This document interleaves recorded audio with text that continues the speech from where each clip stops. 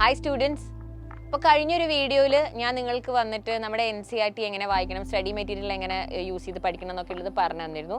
അതിനുശേഷം നിങ്ങൾ അനുഭവിക്കുന്ന അക്കാഡമിക് പ്രഷർ അല്ലേ, നിങ്ങൾക്ക് എല്ലാം കൂടി മാനേജ് ചെയ്യാൻ പറ്റാത്ത അക്കാഡമിക് പ്രഷർ എങ്ങനെ മെയിൻറ്റെയിൻ ചെയ്യണം, അതിനെ എങ്ങനെ നമുക്ക് ഫേസ് ചെയ്യാന്നുള്ളതിനെ കുറിച്ചും പറഞ്ഞു. അന്ന് ഞാൻ പറഞ്ഞൊരു കാര്യമാണ്, നമ്മൾ പഠിക്കുമ്പോൾ ഈസി ആയിട്ട് ഓർത്തിരിക്കാൻ നമുക്ക് ഏറ്റവും കൂടുതലുള്ള പ്രശ്നമാണ് നമ്മൾ പഠിക്കുന്നതൊക്കെ മറന്നു പോകുന്നുള്ളത്. അപ്പോൾ നമുക്ക് ഈസി ആയിട്ട് ഓർത്തിരിക്കാൻ നമ്മൾ റിവിഷൻ ചെയ്യുമ്പോൾ അല്ലെങ്കിൽ നമ്മളൊരു കോൺസെപ്റ്റ് ആദ്യമായിട്ട് പഠിക്കുമ്പോഴാണെങ്കിലും യൂസ് ചെയ്യാവുന്ന ചില മെത്തേഡ്സ്, ചില ടെക്നിക്സ് ഉണ്ട്. അത് സയൻറ്റിഫിക്കലി പ്രൂവൺ ആയിട്ടുള്ള ഒരുപാട് പേര് റിസർച്ചൊക്കെ ചെയ്ത് ഇപ്പം ലോകത്തിലുടനീളം ഉള്ള സ്റ്റുഡൻസ് പ്രാക്ടീസ് ചെയ്യുന്ന മെത്തേഡ്സ് ആണ്. അപ്പോൾ അങ്ങനെ കുറച്ച് കാര്യങ്ങൾ ഞാൻ മക്കൾക്ക് പറഞ്ഞുതരാം. അപ്പോൾ മേ ബി നിങ്ങൾ പഠിക്കുമ്പം ഇതൊന്ന് ട്രൈ ചെയ്തൊക്കെ നിങ്ങൾക്ക് ഹെൽപ്ഫുൾ ആയിരിക്കും. നിങ്ങൾ കുറേ പേരൊക്കെ ഇത് ഓൾറെഡി ചെയ്യുന്നവരായിരിക്കും, ഇല്ലാത്തവർക്ക് ഇത് ഒരു പുതിയ ഇൻഫർമേഷൻ ആയിരിക്കും. സോ ആദ്യത്തെ മെത്തേഡാണ് പൊമഡോറോ മെത്തേഡ്. പൊമഡോറോ മെത്തേഡ് എന്ന് പറഞ്ഞാൽ ഇറ്റ്സ് എ മെത്തേഡ് ഓഫ് നമുക്ക് തന്നെ ഒരു ടാർഗറ്റ് വെക്കുകയാണ്, ഒരു ടൈം, ഒരു കറക്റ്റ് ഷെഡ്യൂൾ ഇട്ട് നമ്മൾ പഠിക്കുന്ന മെത്തേഡിനാണ് നമ്മൾ പൊമഡോറോ മെത്തേഡ് എന്ന് പറയുന്നത്.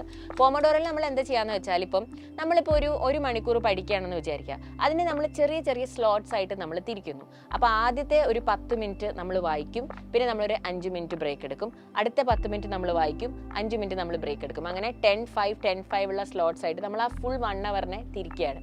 അപ്പോൾ അതിൻ്റെ ഒരു ഗുണം എന്താണെന്ന് വെച്ചാൽ, നമ്മളിങ്ങനെ ഒരു ഷെഡ്യൂൾ ഇട്ടിരിക്കുകയാണല്ലോ, അപ്പോൾ നമ്മൾ ടൈമർ വെക്കും. ഈ 10 മിനിറ്റ് കഴിയുമ്പോഴേക്കും ഞാൻ ഈ 2 പേജ് വായിച്ച് കഴിയണം, അടുത്ത 5 മിനിറ്റ് എൻ്റെ റിലാക്സേഷനാണ്, ബ്രേക്കാണ്, അത് കഴിഞ്ഞ് വീണ്ടും അടുത്ത 10 മിനിറ്റ് ഞാൻ അടുത്ത 2 ടോപ്പിക്സ് വായിക്കുന്നു. അങ്ങനെ അപ്പോൾ നമുക്ക് തന്നെ ഒരു അലാം വെക്കും. ഈ ടൈമറിൻ്റെ അവസാനം നമുക്കൊരു അലാം അല്ലെങ്കിൽ ഒരു റിമൈൻഡർ സെറ്റ് ചെയ്യാൻ നമ്മുടെ ടൈം കഴിയുന്നുള്ളത്. അപ്പം നമ്മളെപ്പോഴും പഠിക്കുമ്പോഴുള്ള ഒരു പ്രശ്നം, നമ്മൾ വായിക്കാൻ തുടങ്ങും, അങ്ങനെ പ്രത്യേകിച്ച് ഒരു പ്ലാൻ ഒന്നും ഇല്ലാത്തത് കൊണ്ട് നമ്മളിങ്ങനെ വായിച്ചു പോകും, പിന്നെ കുറച്ച് സ്വപ്നം കാണും അല്ലേ, കുറച്ച് ആലോചിച്ച് ഡേ ഡ്രീം ചെയ്ത് നമ്മളങ്ങനെ കാട് കയറിപ്പോവും. അങ്ങനെ ഒരുപാട് സമയം നമുക്ക് നഷ്ടപ്പെടും. അങ്ങനെ 1 മണിക്കൂർ 2 മണിക്കൂർ ഒക്കെ കഴിയുമ്പോഴായിരിക്കും നമ്മൾ റിയലൈസ് ചെയ്യുന്നത്, ഇത്രയും മണിക്കൂർ ഞാൻ വേസ്റ്റ് ചെയ്തു എന്നുള്ളത്. അപ്പോൾ അത് ചെയ്യാണ്ടിരിക്കാനാണ്, നമുക്കുള്ള സമയത്തിന് എഫക്റ്റീവായിട്ട് യൂസ് ചെയ്യാനാണ് നമ്മൾ പൊമഡോറോ മെത്തേഡ് യൂസ് ചെയ്യുക. നമ്മൾ കറക്റ്റ് ഈ ഷെഡ്യൂൾസ് ആയിട്ട് തിരിക്കുന്നത് കൊണ്ട് നമ്മളൊരു അലാം വെക്കുമല്ലോ, 10 മിനിറ്റ് കഴിയുമ്പോൾ അലാം അടിച്ചു, നമ്മുടെ സമയം കഴിഞ്ഞു, ഇനി 5 മിനിറ്റ് ബ്രേക്ക്, അത് കഴിഞ്ഞ് അടുത്ത അലാം അടിക്കുന്നു. അങ്ങനെ നിങ്ങളുടെ ഫോൺ ഉപയോഗിച്ച് നിങ്ങൾക്ക് അലാം സെറ്റ് ചെയ്ത് പൊമഡോറോ മെത്തേഡ് ട്രൈ ചെയ്യാം. ഇത് നിങ്ങളെ ആദ്യത്തെ 2ാമത്തെ ദിവസമൊക്കെ ചിലപ്പം നിങ്ങൾക്ക് ഇതൊന്നും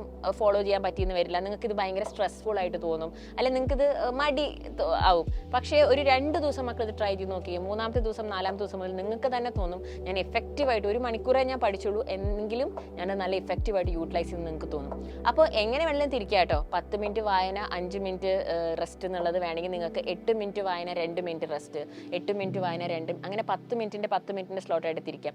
ഇപ്പോൾ സപ്പോസ് മക്കൾ ഒരു ടോപ്പിക്ക് പഠിക്കുകയാണ്, നിങ്ങളിപ്പോൾ പഠിക്കുന്നത് എന്താ പറയുക, ഇക്കോളജിക്കൽ പിരമിഡ്സ് എന്നുള്ള ഒരു ടോപ്പിക്കാണെന്ന് വിചാരിക്കുക, ഇക്കോസിസ്റ്റം ചാപ്റ്ററിലെ. അപ്പോൾ നിങ്ങൾ ആദ്യത്തെ ഭാഗം നിങ്ങൾ വായിക്കാൻ പോകുന്നത് പിരമിഡ് ഓഫ് നമ്പറിനെ കുറിച്ചാണ്, 2ാമത്തെ 5 മിനിറ്റ് നിങ്ങൾ പഠിക്കുന്നത് പിരമിഡ് ഓഫ് ബയോമാസിനെ കുറിച്ചാണ്. നിങ്ങൾക്ക് എങ്ങനെ വേണമെങ്കിലും ഇതിനെ തിരിക്കാം. It's totally up to you, നിങ്ങളുടെ സ്പീഡ്, നിങ്ങളുടെ ഇതനുസരിച്ച് നിങ്ങൾക്ക് തിരിക്കാം. 2ാമത്തെ മെത്തേഡാണ് ആക്റ്റീവ് റീകോൾ എന്ന് പറയും. ആക്റ്റീവ് റീകോൾ ഈസ് ലൈക്ക് ഒരുപാട് ഏത് ലെവലിലുള്ള സ്റ്റുഡൻസ് ആണെങ്കിലും അവർ യൂസ് ചെയ്യുന്ന ഒരു മെത്തേഡാണ്. ഇവിടെ എന്താണെന്ന് വെച്ചാൽ, നിങ്ങളൊരു ഇപ്പം നിങ്ങൾ പൊമഡോറോ വെച്ചിട്ട് 10 മിനിറ്റ് നിങ്ങൾ വായിച്ചു എന്ന് വിചാരിക്കുക, അല്ലെങ്കിൽ ഒരു 5 മിനിറ്റ് വായിച്ചു, 5 മിനിറ്റ് വായിച്ചത് നിങ്ങൾ നിങ്ങളുടേതായ രീതിയിൽ റീകോൾ ചെയ്ത് നോക്കുക. ഇത് നമ്മളൊക്കെ ചെയ്യുന്ന കാര്യമാണ്. ചിലരെന്ത് ചെയ്യും, നിങ്ങൾ തന്നെ ഒരു ടീച്ചറായിട്ട് അഭിനയിച്ചിട്ട് അല്ലേ, നിങ്ങൾ മറ്റുള്ളവരെ പഠിപ്പിക്കുന്ന പോലെ നിങ്ങളത് പഠിപ്പിച്ച് നോക്കും. നിങ്ങൾക്ക് എന്ത് വേണമെങ്കിലും ചെയ്യാം ആക്റ്റീവ് റീകോളിൽ. അതായത് നിങ്ങൾ വായിച്ച കാര്യം അപ്പം തന്നെ റീകോൾ ചെയ്ത് നോക്കണം. നിങ്ങളൊരു പാരഗ്രാഫ് വായിച്ചു, നിങ്ങൾക്ക് എന്തൊക്കെയോ മനസ്സിലായി, ഓക്കെ, അത് നിങ്ങൾ തന്നെ ഇങ്ങനെ മനസ്സിൽ പറഞ്ഞു നോക്കാതെ നിങ്ങൾ പോയിട്ട് നിങ്ങളുടെ വീട്ടിലുള്ള അച്ഛൻ്റെ അടുത്തോ അമ്മേൻ്റെ അടുത്തോ നിങ്ങളുടെ ബ്രദറിൻ്റെ അടുത്തോ ആരെടുത്ത് വേണമെങ്കിൽ, അതെ ഞാനിപ്പോൾ ഇങ്ങനെ ഒരു സംഭവം പഠിച്ചു, അപ്പം ഇതാണ് അതിൻ്റെ ഒരു ജിസ്റ്റ് എന്ന് പറഞ്ഞിട്ട് നിങ്ങൾ അവർക്ക് പറഞ്ഞു കൊടുക്കുക, എക്സ്പ്ലെയിൻ ചെയ്ത് കൊടുക്കുക.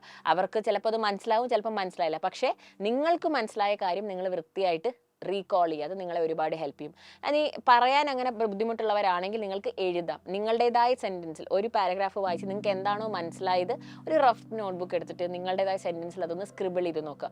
എന്നിട്ട് ഈ പറഞ്ഞു കഴിഞ്ഞ് അല്ലെങ്കിൽ എഴുതി കഴിഞ്ഞ് നിങ്ങൾ കമ്പയർ ചെയ്ത് നോക്കുക, ഞാൻ വായിച്ചതിൽ നിന്നും എല്ലാ പോയിന്റ്സും ഇൻക്ലൂഡഡ് ആയിട്ടുണ്ടോ, ഞാൻ മിസ്സാക്കിയ എന്തെങ്കിലും പോയിന്റ് ഉണ്ടോ, ഉണ്ടെങ്കിൽ ആ പോയിന്റ് ഞാൻ ഒന്നും കൂടി വായിക്കണം, ഇത് ഞാൻ ഒന്നും കൂടി പഠിക്കണം. അപ്പോൾ നമുക്ക് മനസ്സിലാവും. നമ്മൾ ഇപ്പം അതിനൊരു നമ്പർ ഉണ്ട്, നിങ്ങളിപ്പം ഒരു 10 പോയിന്റുള്ള ഒരു ഒരു പാരഗ്രാഫാണ് വായിച്ചതെന്ന് വിചാരിക്കുക. അതിലെ 10 പോയിന്റും നിങ്ങൾക്ക് റീകോൾ ചെയ്യാൻ പറ്റുന്നുണ്ടെങ്കിൽ വെരി ഗുഡ്. പക്ഷേ നിങ്ങൾക്ക് ലെസ് ദാൻ 5 പോയിന്റ്സ് മാത്രമേ നിങ്ങൾക്ക് റീകോൾ ചെയ്യാൻ പറ്റുന്നില്ലെങ്കിൽ നിങ്ങൾക്ക് വീണ്ടും റിവിഷൻ ചെയ്യാനുള്ള നിങ്ങൾ വീണ്ടും അത് റിവൈസ് ചെയ്യണം, ഒന്നും കൂടി അത് പഠിക്കണം. 5 പോയിന്റ്സിൽ കൂടുതൽ നിങ്ങൾ ഓർത്തിരിക്കുന്നുണ്ടെങ്കിൽ നിങ്ങൾക്ക് കോൺസെപ്റ്റ് കിട്ടിയിട്ടുണ്ട്, പക്ഷേ കുറച്ച് കാര്യങ്ങൾ നിങ്ങൾ എന്തോ റീസൺ കൊണ്ട് മിസ്സാവുന്നുണ്ട്. അപ്പോൾ നമുക്ക് അങ്ങനെ മനസ്സിലാക്കി പഠിക്കാം. അപ്പോൾ ആക്റ്റീവ് റീകോൾ ഒന്ന് ട്രൈ ചെയ്ത് നോക്കി, ഏത് സബ്ജക്റ്റിനും നിങ്ങൾക്കിത് യൂസ് ചെയ്യാം. പിന്നെ ഉള്ള നിങ്ങളെ ഒരുപാട് ഹെൽപ്പ് ചെയ്യുന്ന മറ്റൊരു മെത്തേഡാണ് ക്വസ്റ്റ്യൻ ഫ്രെയിമിങ്. അതായത് നിങ്ങളിപ്പം ഒരു ചാപ്റ്റർ പഠിച്ചു, ഓക്കെ, ആ ചാപ്റ്റർ നിങ്ങൾ മനസ്സിലാക്കി, കോൺസെപ്റ്റൊക്കെ അറിയാം, നിങ്ങൾ ഒരുവിധം അതിലെ ക്വസ്റ്റ്യൻസ് ഒക്കെ ചെയ്ത് നോക്കി. അപ്പോൾ നിങ്ങൾ ഈ റിവൈസ് ചെയ്യുമ്പോൾ എന്താ ചെയ്യാന്ന് വെച്ചാൽ, ഒരു പാരഗ്രാഫ് പഠിച്ചു കഴിഞ്ഞിട്ട് അതിന് പോസിബിൾ ആയിട്ടുള്ള എന്തൊക്കെ ക്വസ്റ്റ്യൻസ് വരാം എന്നുള്ള ക്വസ്റ്റ്യൻ നിങ്ങൾ തന്നെ ഫ്രെയിം ചെയ്യാണ്.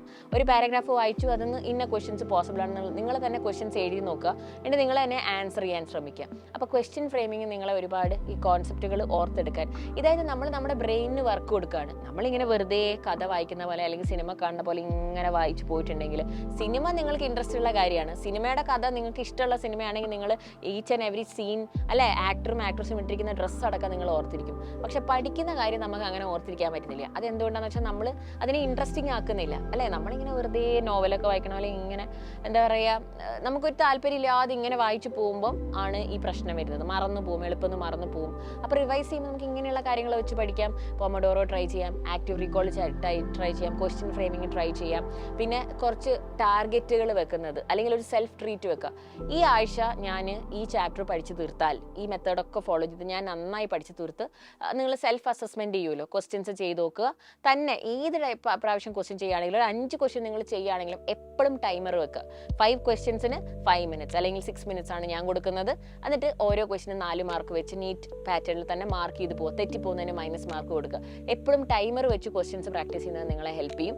എന്നിട്ട് ഈ ക്വസ്റ്റ്യൻസ് ഇത് ചെയ്ത് കഴിഞ്ഞാൽ, ഈ ആഴ്ച ഞാൻ ഇതെല്ലാം നന്നായി പഠിച്ചു കഴിഞ്ഞാൽ, ഈ ചാപ്റ്റർ ഞാൻ ക്ലിയർ ആക്കിയിട്ടുണ്ടെങ്കിൽ, അല്ലെങ്കിൽ ഈ ചാപ്റ്റർ ഞാൻ പഠിച്ച് ഒരു 50 മാർക്കിൻ്റെ ഒരു ക്വസ്റ്റ്യൻസ് ഞാൻ ചെയ്തു നോക്കുന്നു, 50 മാർക്കിൻ്റെ ഒരു സെൽഫ് അസസ്മെന്റ് ടെസ്റ്റ് ഞാൻ ചെയ്തു നോക്കുന്നു, അതിൽ എനിക്കൊരു 45 അബവ് കിട്ടുകയാണെങ്കിൽ ഞാൻ എനിക്കിഷ്ടമുള്ള ഒരു സിനിമ കാണും, അല്ലെങ്കിൽ ഞാൻ എനിക്കിഷ്ടമുള്ള ഫുഡ്, ബിരിയാണിയോ ഐസ്ക്രീമോ എന്തെങ്കിലും കഴിക്കും. അപ്പം നിങ്ങൾക്ക് തന്നെ ഒരു റിവാർഡ് വെക്കുകയാണ്. വീക്കിൻ്റെ അവസാനം ആകുമ്പോൾ നമുക്ക് ആ ഒരു പ്രതീക്ഷ ഉണ്ടാവുമല്ലോ, വീക്ക് തുടങ്ങുമ്പോൾ. ഇത് നിങ്ങൾ നിങ്ങളുടെ പേരൻസിനോടോ ആരോടെന്ന് വെച്ചാൽ നിങ്ങൾക്ക് പറയാം, അതെ ഞാൻ ഈ വീക്കെൻഡിൽ ഒരു ടെസ്റ്റ് എഴുതേ, അതിൽ എനിക്ക് ഇത്ര മാർക്ക് കിട്ടുന്നുണ്ടെങ്കിൽ നിങ്ങൾ എനിക്കൊരു ട്രീറ്റ് തരണേ എന്നുള്ളത് നമ്മൾ അവരോട് നമ്മൾ പറയുകയാണ്, എന്നെ റിവാർഡ് ചെയ്യണം എന്നുള്ളത്. So self rewarding, self appreciation, അത് നിങ്ങളെ ഒരുപാട് ഹെൽപ്പ് ചെയ്യും. നിങ്ങൾക്ക് ഭയങ്കര ഒരു ഫീലിംഗ് ഓഫ് അക്കോംപ്ലിഷ്മെന്റ് കിട്ടും. അത് കിട്ടിക്കഴിയുമ്പോൾ അടുത്ത ആഴ്ച വീണ്ടും അത് സ്റ്റാർട്ട് ചെയ്യാൻ വേണ്ടിയിട്ട് നിങ്ങൾക്കൊരു മോട്ടിവേഷൻ ഉണ്ടാവും. അപ്പോൾ ഇതൊക്കെ ഒന്ന് ട്രൈ ചെയ്ത് നോക്കിയേ. ചെറിയ ചില മെത്തേഡ്സ് ആണ്, ടെക്നിക്സ് ആണ്. I hope it works out for you. Let me know in the comments. All the best.